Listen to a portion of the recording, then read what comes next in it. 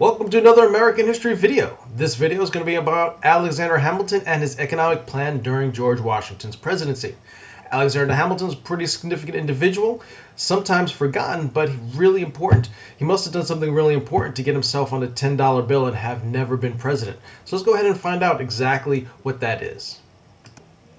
Before we get into the accomplishments of Alexander Hamilton, let's take a look at his resume. Maybe if you remember, he was one of the primary writers, one of the three writers of the Federalist Papers, the Federalist. Remember, those were the essays that were written to support the Constitution and its ratification. At this time, press pause on the video so you can copy down the information from these two slides into the worksheet in your packet.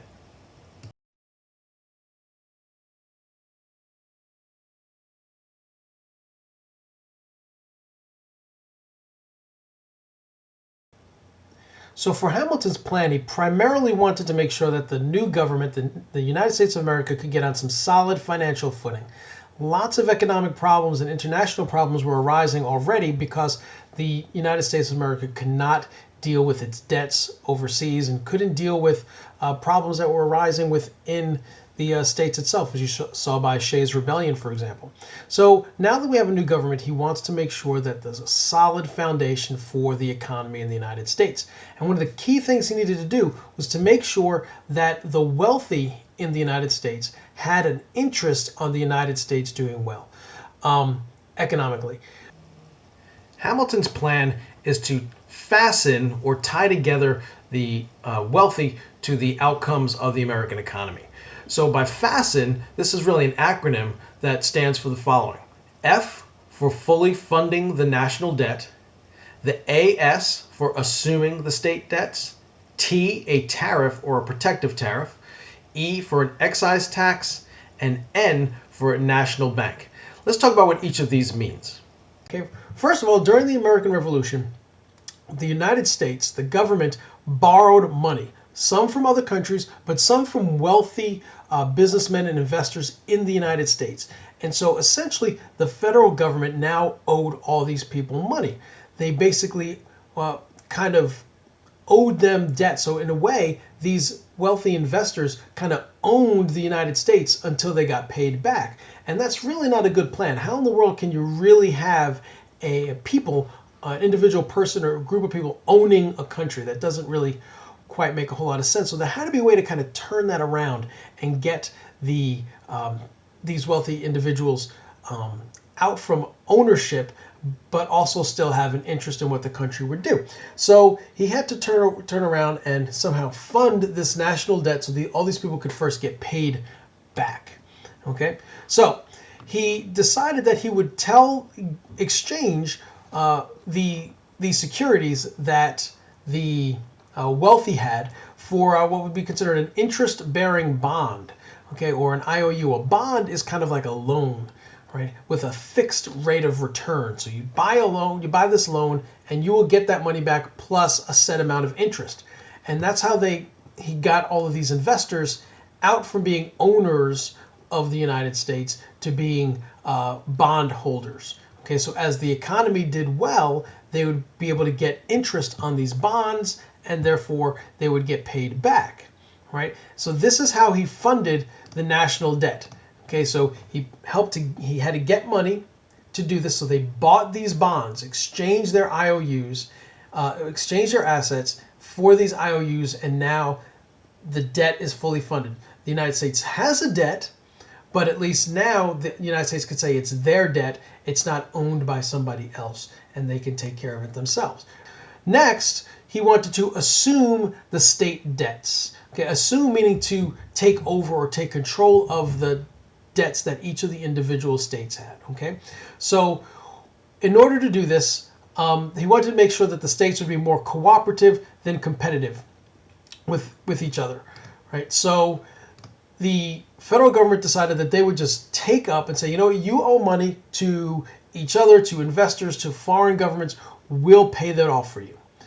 Well, that sounds all well and good, and most states would just jump right on board. But the problem is there were plenty of states in the South that had already paid off these debts. And so they would be getting nothing out of the deal. And they did not want this. They said, wait a minute. we paid off our own debt, okay? And now, once the federal government takes over, say, Massachusetts debt, the taxes you collect from us are going to help to pay Massachusetts debt also. I don't remember Massachusetts paying our debt. No, they wanted nothing to do with this. They did not want to be on board with this at all. And so there was going to have to be some kind of deal or some kind of bargain to be struck in order to get the southern states on board. So part of that deal involves the nation's capital. All right, a new capital was going to be made. I mean, sure, they could have had a capital in Philadelphia, which is where it had been, New York City, the busiest port in the entire country, or maybe even Boston. But most of those were all in northern states. And so that would have been far removed from the South, and they were not too thrilled about it. So they decided that they would build a new capital to the new country somewhere more central, closer to the South than, say, even Philadelphia, right? And they decided on some land that would be between Maryland and Virginia. And that's what they got in exchange for going into allowing the central government to pay off all the states' debts, okay, from the American Revolution. Next up, the T for protective tariff. By definition, a tariff is a tax on imports. What a tax on imports does is it protects your domestic producers from foreign competition. For example, two companies are making the same exact product. One company is in the United States, and the other company is a foreign company. If you're the government of the United States, you want to protect your people first. And therefore, by putting a tax on goods that are coming in from other countries, you're raising the price of those goods. So if I'm going to the store and I'm choosing between two of the same products, one made in the United States without a tax, and one made in another country with a tax, which makes it more expensive, I'm going to buy the one made here, which of course then helps our businesses and our workers and so on. So Alexander Hamilton wanted to get this protective tariff passed so that it would protect American businesses, and therefore the country can grow economically, and these businesses can have more production, more employment, and so on. Moving on to the E in FASTEN is the excise tax. An excise tax, by definition, is a tax on a specific item, a targeted tax on one particular item. Well, Alexander Hamilton had a plan for an excise tax. Now, part of it, of course, would be it's a tax, bring in more money to the government. That makes a lot of sense. However, of course, you're taxing U.S. citizens, and they're going to be upset about it. Remember Great Britain and their taxes and how the Sons of Liberty and everyone responded to all these taxes and so on.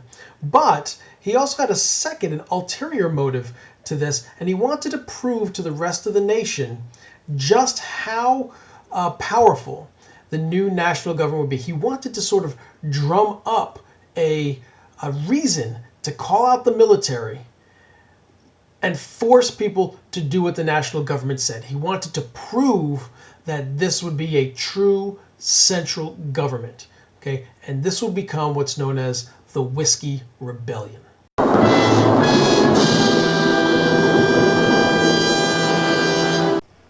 The Whiskey Rebellion takes place in western Pennsylvania.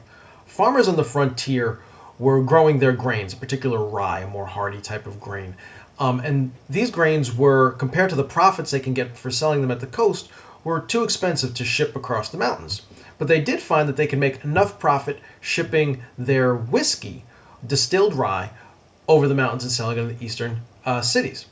And so in order to get some revenue for the federal government, and also with the hopes that they would be able to demonstrate their force, Alexander Hamilton puts a tax on the whiskey. He knew that these western farmers would be upset about it and had a pretty good feeling that they would want to rebel, which is exactly what happened. Okay, so with this rebellion in western Pennsylvania, the need for the federal army was called upon.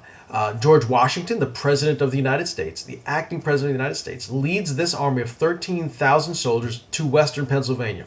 Okay, not all the way to western Pennsylvania. He goes halfway. But it should be noted that this is the first and only time that a president has ever led the army into, well, not actually into battle, but been at the front of the army. Okay, at just the sight of the army, of the military, the rebellion disperses. No shots are fired, no one gets hurt, but the rebellion's put down. Now this is really significant. One, they generate the revenue from taxes on the whiskey. But two, they also got to prove to the states that they have, as a central government, real power. They have the power to tax the people and the states, and they have the military force to back up their legislation and their powers. This is something they couldn't do under the Articles of Confederation. Remember, Shays' Rebellion, a state militia had to be called out to put that down. Here we have the National Army, the president leading this army to put down a rebellion. Again, further proof to the states and the rest of the country and the rest of the world that the central government is a true central government and has real, actual power. Okay. Last but not least is the N in FASTEN. Okay. The N standing for a national bank.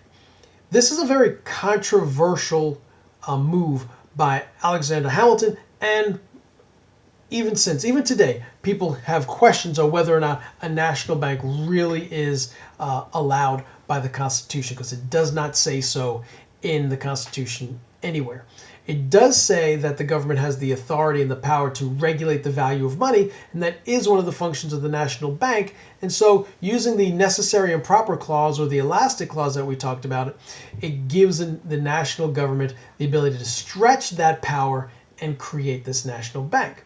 Okay, well, that's just a great idea to start, but how are they actually going to get the money and get the ability to do this? Okay, they have to somehow be able to fund this national bank. You can't just say, poof, there it is, and by magic it exists. It costs money to do. And in order to have a bank, you have to have money in the bank to get started. So they have to find a way to get everything going.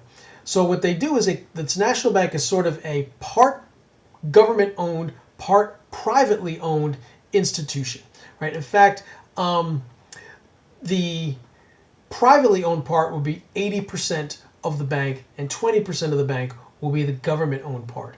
So of the board of directors that would be there, the board of directors, the people who make the decisions for the bank, there would be 20 members would be named by the private investors, okay? And the remaining five members of the board of directors would be named by the federal government. They would choose who that would be.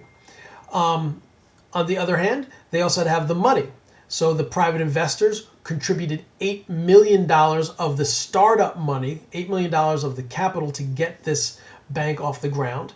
And the other $2 million would come from the federal government, with money that it's collected in excise taxes and as repayments for the debts and all this kind of stuff. So $10 million, $8 million coming from private investors. You're looking at 80% owned by the private investors. This really ties the wealthy individuals to the fate of the national government's economy. If the bank fails, if the national economy fails, they're not going to get that money back that they invested. They're not going to get those bonds paid from that funding the national debt from the F part of this plan. And so this is a really key plan that got our economic system going and really got things rolling in the right direction. Of those 5 things, Alexander Hamilton got 4 of them taken care of. 4. That is pretty impressive. That was totally wicked! All right. He was not able to get the protective tariff done right away, because there's always this fear that if we put a tariff on goods coming in, other countries would put a tariff on our goods going into them, and we would have what's called a trade war. It's not a war with actual guns fighting, but a war of prices.